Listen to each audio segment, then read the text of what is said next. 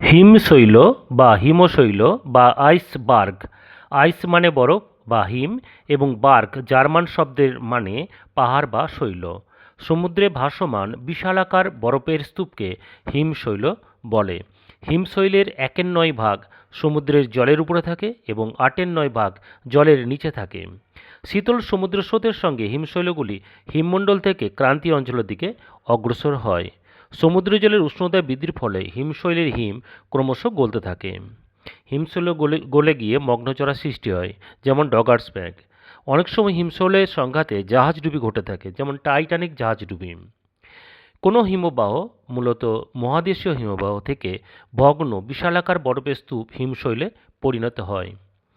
হিমশৈলের প্রধান উৎসস্থল হল উচ্চ অক্ষাংশ বা মেরু অঞ্চলের গ্রিনল্যান্ড ও অ্যান্টার্কটিকা।